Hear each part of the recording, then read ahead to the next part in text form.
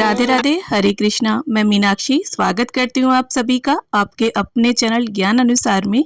सबसे पहले तो आप सभी को आने वाली वट सावित्री व्रत की बहुत बहुत शुभकामनाएं।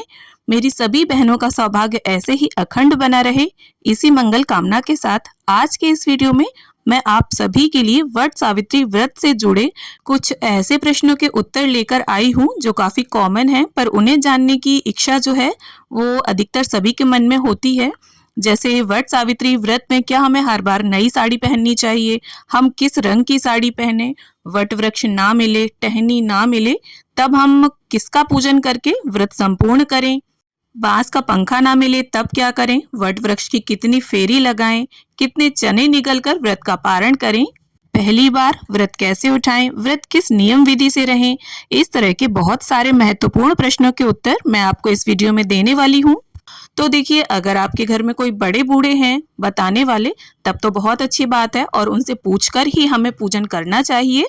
और अगर कोई बड़ा बूढ़ा नहीं है बताने वाला तो देखिए, मुझे नहीं पता आपका कौन सा प्रश्न होगा इस वीडियो में, पर जहां तक संभव होगा व्रत से जुड़े लगभग सभी प्रश्नों के उत्तर मैं इस वीडियो में देने की पूरी कोशिश करूंगी। तो वीडियो आप पूरा देखिएगा, क्या पता आपके किस प्रश्न का उत्तर इस वीडियो में मिल जाए आपको। और इसके साथ ही आप वट सावित्री व्रत की पूजा विधि भी स्क्रीन पर देखते जाइए, क्योंकि बहुत सारी मदर्स ऐसी होती हैं जिनके बच्चे छोटे हैं, वो बाहर जाकर पूजन नहीं कर पाती, बच्चे परेशान करते हैं। और कोई कोई देखिए फिजिकली वीक होता है और ये पूजन करते करते काफ़ी दोपहर हो जाती है, धूप हो जाती है, तो वो बाहर जाकर पूजन नहीं कर पाती हैं। तब आप किस प्रकार घर पर पूजन करें उसकी वीडियो भी ऑलरेडी मेरे चैनल पर अपलोडेड है और उसमें बहुत विस्तार से मैंने सारी चीज़ें बताई हुई हैं, तो अगर आप चाहें तो चैनल पर जाकर देख सकते हैं। तो साल 2024 में वट सावित्री का व्रत 6 जून दिन गुरुवार को रखा जाएगा। तो चलिए शुरू करती हूँ पहले सवाल से कि क्या हर बार हमें नई साड़ी पहननी चाहिए।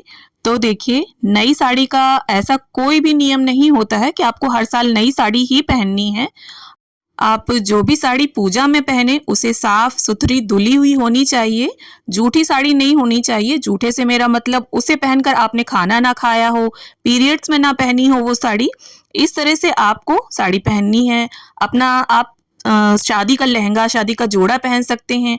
और जो चढ़ाई में आपकी चुनरी चढ़ी है या पीलिया है जिसके पास, तो उसे ओढ़कर ही पूजन करना चाहिए।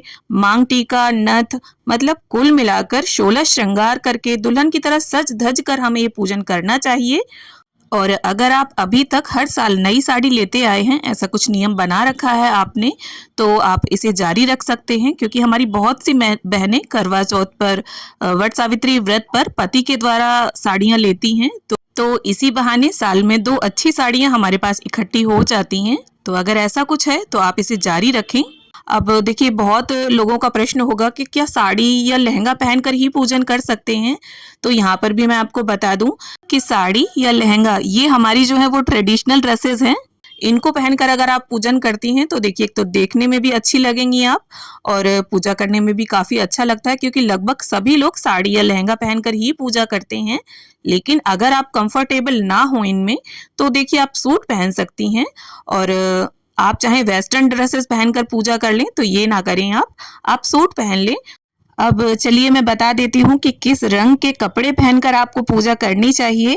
तो देखिए, यहाँ पर आप चटक रंग यानी चटक लाल, पीला, हरा और गुलाबी, ऑरेंज, मरून, ये कलर पहनकर आप पूजा करें, इस कलर के कपड़े पहनकर। और जहाँ तक हो, of white, white, blue, purple, black, grey colour और इस तरह के कलर जो हैं उन्हें अवॉइड करें। तो चलिए अब बात कर लेते हैं कि अगर आपको वट वृक्ष नहीं मिल रहा है, आपके आसपास टहनी भी नहीं उपलब्ध हो पा रही है, तो यहाँ पर मैं आपको बता दूं कि देखिए, बहुत से मंदिरों के बाहर माली बैठे होते हैं वट सावित्री व्रत के दिन टहनी लेकर, तो अगर आप चाहें तो वहां से मंगा सकते हैं। और अगर नहीं बैठते हैं माली, मतलब उपलब्ध हो ही नहीं पा रही है, तब आप तुलसी माता का जो पौधा होता है उसका विधिवत जिस प्रकार से वट वृक्ष का करते हैं, ठीक उसी प्रकार से पूजन फेरी वगैरह करके आप व्रत को संपन्न कर सकते हैं। तो देखिए, यहाँ पर बहुत ध्यान देने योग्य एक महत्वपूर्ण बात कि जिस भी वट वृक्ष का आप पूजन करने जा रहे हैं या टहनी मंगा रहे हैं, उसे कम से कम 12 वर्ष पुराना होना चाहिए। मतलब जो बरगद है वो उसकी आयु 12 वर्ष होनी चाहिए। और इससे अधिक अगर होती है, मतलब दीर्घायु प्राचीन जो बरगद होता है उसका अगर आप पूजन करते हैं तो बहुत ही उत्तम। और जो दीर्घायु प्राचीन बरगद होता है उसकी पहचान होती है, उसमें जटाएं निकली होती हैं, आपने देखा भी होगा। और अगर आप टहनी मंगाकर घर पर पूजा करते हैं तो उसे एक दिन पहले ही मंगाकर किसी गमले में लगा लें। जिस दिन व्रत हो आपका उस दिन बरगद से टहनी ना तोड़ें। और देखिए जो श्रृंगार करते हैं बरगद के पत्तों से, वो भी देखिए गिरे हुए जो पत्ते होते हैं उनसे ही श्रृंगार करना चाहिए। और जिस बरगद के पत्ते का हम श्रृंगार करते हैं उसे कम से कम 24 घंटे बंधे रहने देना चाहिए। जैसे जूड़े में आप बांध लें, या अपने मंगलसूत्र या चेन में उसे बांध लें, या कलाई पर बांध लें कलावे की मदद से। अब देखिए अगली चीज, बांस का पंखा ना मिले तब क्या करें, क्योंकि वट सावित्री व्रत में बांस के पंखे का बहुत अधिक महत्व होता है। इसका भी कारण है कि जब सत्यवान जी मूर्छित हो रहे थे तब सावित्री माता ने बांस के पत्तों से उन्हें हवा की थी और उन्हें थोड़ा आराम मिला था। इसीलिए ये नियम विधि है कि वट वृक्ष को हवा करने के बाद उसी पंखे से हम अपने पति को सबसे पहले हवा करते हैं। तब ऐसे में देखिए अगर बांस का पंखा आपको ना मिले तो क्योंकि कई सिटीज, बड़ी बड़ी सिटीज में बांस का पंखा अवेलेबल नहीं होता, मुझे भी नहीं हुआ था, तो उसके लिए क्या करें आप, जो भी पंखा मिल जाए आपको, देखिए खजूर का पंखा उपलब्ध हो जाएगा, उसे आप ले सकते हैं, या पेपर का, गत्ते का, प्लास्टिक का, जो ही पंखा आप अवेलेबल कर पाते हैं, उपलब्ध करा पाते हैं, उस पंखे को आप पूजा में रख लें। कोई दिक्कत वाली बात नहीं है, क्योंकि देखिए भगवान सब समझते हैं, हमारी सारी समस्याओं को समझते हैं। अब ऐसा तो है नहीं कि किसी से हम उधार ले लें, मान लो कोई लेकर आया है 2 पंखे चढ़ाने के लिए, हम उससे बोले कि एक आप हमें दे दो, और तो ऐसा ना करें आप, जो ही है जितना है उससे ही पूजा करें। तो चलिए अब बात कर लेते हैं कि वट वृक्ष की हमें कितनी फेरी लगानी चाहिए। तो देखिए कच्चे सूत से वट वृक्ष की फेरी लगाई जाती हैं, और आप 5, 7, 9, 11 या सबसे उत्तम तो होती है देखिए 108 फेरी लगानी। तो अगर आप कच्चे सूत से 108 फेरी लगाते हैं तो इतना धागा तो बीच में ही वो धागा खत्म हो जाएगा। तो आप 5 फेरी जैसे हैं वो सूत से लगा लें, कच्चे सूत से। इसके बाद आप बाकी की जो बची हुई फेरे हैं वो चने से लगा सकते हैं, मूंगफली दाना, काजू, किशमिश, जो भी उपलब्ध आपको हो जाए उससे आप बाकी की फेरी लगाकर कंप्लीट कर लीजिए। और शरीर में जितना सामर्थ्य हो आपका उतनी फेरी आप लगाइए, 5 से शुरू करके 5, 7, 9, 11, 21, 51, इस तरह से जितना आप लगा पाए उतनी। अब मैं बात कर लेती हूँ कि जिनका पहला वट सावित्री का व्रत है वो पहली बार व्रत कैसे उठाएं। तो देखिए जब पहली बार वट सावित्री का व्रत उठाया जाता है तो पहला जो बर अमावस है वो मायके से आता है, सुहाग का सामान, साड़ी वगैरह, और हमारे यहाँ इस तरह होता है। और देखिए हर जगह का अलग अलग चलन है। और इसके अलावा पहली बार जब व्रत उठाया जाता है तो धान और पान से वट वृक्ष के फेरे लगाए जाते हैं, यानी एक धान एक पान, एक फेरा, फिर एक धान और एक पान, दूसरा फेरा। तो इस तरह से आप 5, 7 जितनी आपकी इच्छा हो उस तरह से आप फेरे लगा लें। और बाकी की जो पूजा विधि है वो सेम ही रहती है। और पहली बार जब आप व्रत रहेंगे तो अपने चढ़ाई का लहंगा, साड़ी, ये चीजें जरूर पहने, और जो मायके से आया है सुहाग का सामान उसमें से भी थोड़ा सा लगाकर शगुन कर लें। अब बात कर लेते हैं कि व्रत जो है वट सावित्री का वो किस विधि से, किस नियम से रहा जाता है। तो देखिए इसके 2-3 प्रकार हैं, 2-3 तरह से ये व्रत रहा जाता है। बहुत सी जगह पर जब तक पूजा नहीं की जाती है तब तक ही निर्जल निराहार रहा जाता है, और पूजा के बाद सब कुछ खा पी लिया जाता है। इसी तरह से हमारे यहाँ होता है।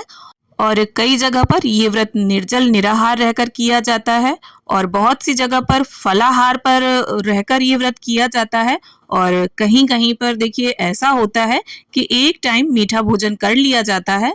तो इसके लिए आपके यहाँ जैसा होता हो अपने बड़े बुजुर्गों से पूछ लीजिए, या आपको आपके परिवार में कोई भी अगर बताने वाला नहीं है तो आप ये जो 3-4 नियम है व्रत के, इसमें से किसी भी विधि से, किसी भी नियम से व्रत शुरू कर सकते हैं। अब देखिए जो लोग पूजा करके व्रत का पारण कर लेते हैं उनका ये सवाल होगा कि कितने चने निगल कर व्रत का पारण किया जाता है। तो देखिए बरगद की जो कोपल होती है या बरगद के जो फल होते हैं उन्हें लेकर, और 5, 7 इस तरह से चने लेकर उनके साथ पानी की सहायता से इसे निगला जाता है, चबाया नहीं जाता। तो इस तरह से सबसे पहले चने और कोपल निगल कर ही व्रत का पारण किया जाता है। और इसके साथ ही देखिए वट सावित्री की पूजा का जो समय है वो भी कुल परंपरा के हिसाब से होता है। कहीं कहीं पर ये पूजन सुबह ही हो जाता है, कहीं पर 12 बजे के बाद यानी दोपहर में ये पूजन होता है। और इसके साथ ही देखिए पूजा की जो सामग्री है, जो तैयारी है, जो आप पहले से कर सकते हैं, उसे सबको आप एक दिन पहले ही कर लीजिए। और इसके बाद जब पूजा करने जाएंगे तो सारी सामग्री लेकर वट वृक्ष के पास जाएं, या घर पर कर रहे हैं तो सारा सामान व्यवस्थित करके एक बार ही रख लें, उसके बाद बैठकर पूजा करें। अब बात करूंगी मैं हम महिलाओं से संबंधित बहुत ही कॉमन क्वेश्चन की, कि अगर व्रत के दौरान या व्रत से पहले हमें मासिक धर्म आ जाता है तो हमें पूजा करनी चाहिए या नहीं, व्रत रहना चाहिए या नहीं। तो यहाँ पर देखिए वट सावित्री व्रत साल में एक बार ही आता है, तो आप व्रत रहें लेकिन पूजा आप ना करें। आप अपनी जगह पर किसी और से ये पूजा करवा लें, फेरे वगैरह करवा लें वट वृक्ष के, लेकिन आप पूजा ना करें, पूजा सामग्री से भी आप दूर ही रहें। अब अगला सवाल मैं लूंगी कि अगर प्रेगनेंसी है तो व्रत रहें या ना रहें, वट वृक्ष के फेरे करें या ना करें। और जिनका वट सावित्री का पहली साल व्रत पड़ रहा है और वो प्रेग्नेंट हैं, तो ऐसे में वो व्रत रहें या ना रहें। तो देखिए गर्भावस्था में मैं तो सजेस्ट ये करूंगी कि आप बहुत कठिन व्रत ना रहें। जैसे हमेशा आप निर्जल या निराहार रहते आए हैं और अभी गर्भावस्था है, तो आप एक समय कुछ खा लें, फल जूस चाय वगैरह ले लें। वट वृक्ष के फेरे आप ना लगाएं, क्योंकि प्रेगनेंसी में किसी भी चीज़ के फेरे नहीं लगाए जाते हैं। और पूजा पाठ आप जिस विधि से करते आए हैं उस विधि से कर सकते हैं, बस फेरे आपको नहीं लगाने हैं। आप अपनी जगह पर किसी और से वट वृक्ष के फेरे लगवा लें। और जिनका पहली साल वट सावित्री का व्रत पड़ रहा है और वो प्रेग्नेंट है, तो ऐसे में वो वट सावित्री का व्रत उठाएं या ना उठाएं। तो देखिए व्रत आप उठा सकते हैं, लेकिन किसी भी कठिन नियम के साथ व्रत ना उठाएं आप। और जैसा कि मैंने बताया पूजा आप पूरे विधि विधान से कर लीजिए, बस वट वृक्ष के फेरे आप नहीं लगाएंगे। तो यहाँ पर वट सावित्री व्रत से जुड़े लगभग सभी प्रश्नों के उत्तर देने की मैंने पूरी कोशिश की है, लेकिन अगर फिर भी कोई प्रश्न रह गया है या आपके मन में कोई प्रश्न है तो आप मुझे कमेंट करें, मैं रिप्लाई करने की पूरी कोशिश करूंगी। तो उम्मीद करती हूँ वीडियो में दी गई जानकारी से आप सभी को हेल्प मिले। वीडियो अगर अच्छी लगे तो इसे लाइक करें और ज़्यादा से ज़्यादा शेयर करें और चैनल को सब्सक्राइब जरूर कर लें। इसी तरह के अन्य वीडियोस देखने के लिए, वीडियो को अंत तक देखने के लिए आप सभी का बहुत बहुत धन्यवाद।